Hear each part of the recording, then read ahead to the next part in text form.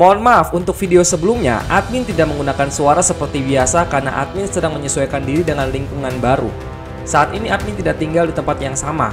Tempat sekarang lebih banyak penghuninya, jadi admin takut mengganggu tetangga karena teriakan khas yang admin punya. Tapi sekarang admin sudah bisa menyesuaikan kapan jam yang tepat untuk record suara. Nah, di video kali ini kita akan membahas hubungan keluarga yang dalam antara Kimimaro dengan Kaguya Otsutsuki.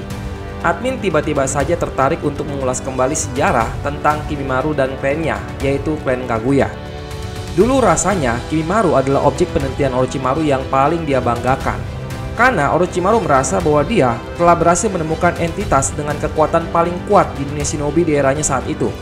Dan admin rasa banyak fans yang akan mulai menghubungkan antara cerita kehidupan Kimimaro dengan cerita kehidupan Kawaki.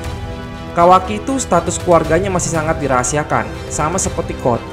Nah, ini berbeda sekali dengan Kimimaro yang latar belakang keluarganya diceritakan cukup jelas, tapi ternyata di balik kejelasan tersebut masih tersimpan sebuah rahasia besar tentang klannya yang berhubungan dekat dengan gen Kaguya Otsutsuki.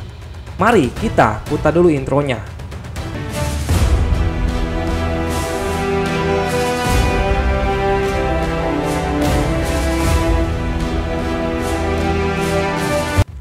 Kimimaro adalah satu-satunya yang selamat dari klan Kaguya.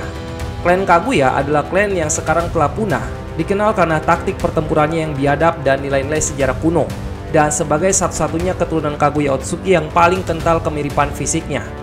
Beberapa orang yang terpilih dalam klan Kaguya telah mewarisi kemampuan asli dari Kaguya sendiri untuk manipulasi struktur tulang. Klan ini terkenal sangat buas dan haus pertempuran. Mereka tidak memiliki taktik saat memasuki pertempuran, yang mereka mulai hanya untuk memamerkan keganasan mereka saja. Karena upaya pembuktian diri yang gagal inilah, akhirnya seluruh klan terbunuh saat menyerang Kirigakure. Bahkan ketika dikepung dan kalah telak, mereka menolak untuk mundur. Mereka lebih memilih untuk bertarung sampai mati hanya untuk memuaskan nafsu darah mereka sendiri sampai akhir. Kimimaro adalah satu-satunya anggota klan yang selamat, karena ia tidak memiliki keinginan yang sama untuk melakukan pembantaian biadab seperti yang lainnya. Akhirnya dia menjadi satu-satunya anggota klan yang berhasil bertahan hidup. Setelah diadopsi oleh Orochimaru, ia akhirnya hidup sebagai anggota terakhir dari klan Kaguya selama beberapa tahun. Tetapi, dia pun akhirnya meninggal karena penyakit yang tidak dapat disembuhkan. Rupanya, anggota yang memiliki kemampuan Shikotsumiyaku memiliki struktur tubuh yang berbeda dari yang lainnya. Seperti ketika Kimimaro sakit parah, Kabuto Yakushi mengklaim bahwa informasi tentang tubuhnya terlalu sedikit untuk memberikan perawatan medis apapun. Sebelum mendapatkan penyakit yang parah, Orochimaru pernah menjadikan Kimimaro sebagai pemimpin dari Soundforce. Kimimaro juga seharusnya akan menjadi wadah yang sempurna bagi Orochimaru. Namun, sayangnya, Orochimaru tidak pernah berhasil menyembuhkan penyakit yang diderita Kimimaro. Kimimaro memiliki kemiripan dengan Kaguya yang bahkan tidak dimiliki oleh kedua anaknya, yaitu Hagoromo dan Hamura. Kimimaro memiliki belahan rambut yang sama seperti Kaguya. Dia punya alis yang juga sangat mirip dengan Kaguya. Dan yang terakhir, dia punya kemampuan manipulasi tulang sama seperti Kaguya. Kalau kalian sadar, gambaran dari keturunan klan Kaguya sebenarnya ada kemiripan juga dengan Kaisar Tenji. Dari gaya rambutnya, bahkan kebanyakan dari anggota klan mereka sebenarnya memiliki warna rambut yang sama dengan Kaisar Tenji. Yang akan jadi pertanyaan besarnya adalah, kenapa Kimimaro dipilih Kishimoto Sensei sebagai keturunan Kaguya yang paling mirip secara fisik dan kemampuan Kekkei Genkai-nya? Kenapa Kishimoto tidak memiripkan Kaguya dengan kedua anaknya saja, yaitu Hagoromo dan Hamura? Jawabannya adalah karena sejak awal Kishimoto ingin memberikan petunjuk kepada kita bahwa suatu saat nanti dia akan menciptakan villain terakhir yang mirip seperti Kimimaro. Dan ya, semua orang pada saat itu menyepelekan objek penelitian Orochimaru ini. Orochimaru sudah mengatakan bahwa Kimimaro adalah objek penelitiannya yang paling luar biasa. Harusnya kita bertanya-tanya, kenapa Kimimaro bisa sangat luar biasa? Rupanya dia memang keturunan yang paling kental kemiripannya dengan musuh terakhir di cerita Naruto ini. Setelah Kimimaro mati, sekarang tidak lagi keturunan klan Kaguya yang masih hidup sampai di era Boruto saat ini. Belajar dari cerita tentang Kimimaro, admin jadi sangat penasaran tentang latar belakang keluarga Kawaki. Kalian pastinya sadar bahwa keluarga Kawaki sampai saat ini masih menjadi rahasia terbesar di cerita Boruto. Kita harusnya mulai curiga, kenapa Kawaki bisa menjadi wadah yang sempurna bagi Shiki? Apa yang membuat Kawaki bisa menjadi wadah yang sempurna? Keberuntungan yang dimiliki Kawaki ini berasal dari mana? Kalau Kimimaro, dia bisa menjadi wadah yang sempurna bagi Orochimaru karena ternyata dia merupakan keturunan Kaguya Otsutsuki yang paling mirip dengan Kaguya. Lalu, apakah kita akan coba berpikir bahwa ada kemungkinan Kawaki memiliki hubungan dengan entitas terkuat di cerita Boruto ini? Sebenarnya, admin tidak begitu yakin. Entah kenapa, admin malah berpikir kalau Kawaki itu pure manusia buatan. Kenapa tiba-tiba admin berpikir seperti ini? Alasannya karena Mitsuki. Entah kenapa admin merasa Kawaki dan Mitsuki itu memiliki kemiripan.